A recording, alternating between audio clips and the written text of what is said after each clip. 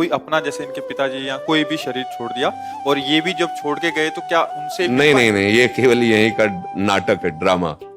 यहाँ का ड्रामा मंच में है, मंच के पीछे कुछ नहीं है। न वो राजा है, न रानी है, न माता है, न पिता है। वो भगवान का चिदानंदमय अंश कर्मानुसार तत्काल दूसरी योनि में गया और उसमें तन्मय हो गया। जैसे आप हो, पीछे आपके कौन थे, पूर्व जन्म में क्या क्या था। अब योग वाशिष्ठ में पढ़ के देखना, सरस्वती जी हाँ चूड़ाला को अपने कई जन्मों के घरों में ले जाती है, दिखाती है। तुझे याद है, देखिए तेरा परिवार, देखिए तेरा वंश। बोली कोई स्मृति नहीं। बोले हाँ, एक स्वप्न है।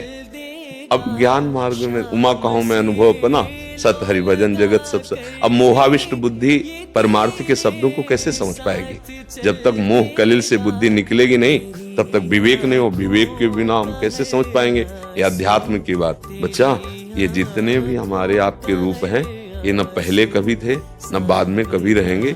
ये बीच में केवल भास रहे हैं। भास रहे हैं मतलब प्रतिक्षण नष्ट हो रहे हैं, इनकी कोई सत्ता नहीं। देखो, एक बार हम बालक थे, फिर किशोर हुए, फिर पता नहीं कब जवान हो गए, और वो धीरे धीरे बुढ़ापा की तरफ जा रहे हैं, फिर मृत्यु की तरफ चले जाएंगे। मतलब इसकी सत्ता नहीं है। ये परिवर्तनशील विनाशशील शरीर है। न ये पहले कभी आकृति थी और न ये बाद में कभी मिलेगी। ये बीच में केवल भास रहेगी। ऐसे ही न पहले संबंध था न बाद में संबंध रहेगा, बीच में केवल भास रहा है। अव्यक्तादीन भूतानि व्यक्त मध्यानि भारत, अव्यक्त निधनान्येव तत्र का परिदेवना। अर्जुन, ये सब राजा लोग, ये सब, ये रूप पहले नहीं था, बाद में भी ये नहीं रहेगा, बीच में केवल भास रहा है। समझ पा रहे? हाँ, जब भजन करोगे तब असलियत बात समझ में आएगी। ये एक दीर्घ स्वप्न जैसा है।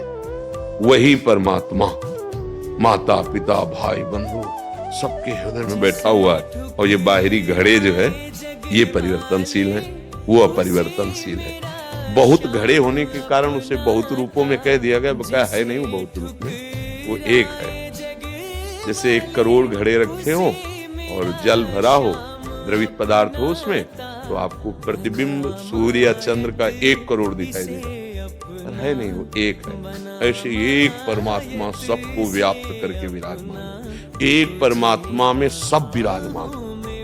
युमाम पश्यति सर्वत्र सर्वम च मयि पश्यति तस्याहम न प्रणश्यामि सच में न प्रणश्यति।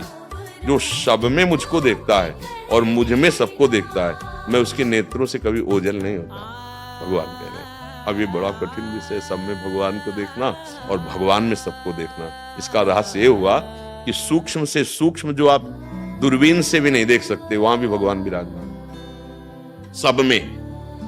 जैसे हाथी में भगवान विराजमान है, तो चींटी में भी विराजमान है, अणुअणियान। और इतने महान है कि पूरे ब्रह्मांड जो है, जैसे गूलर के पेड़ में गूलर के फल नहीं लगे रहते, तो दिखरावा माते तिन अद्भुत रूप प्रचंड, रोम रोम प्रति लागे कोटि कोटि ब्रह्मांड। ब्रह्मांड निकाया निर्मित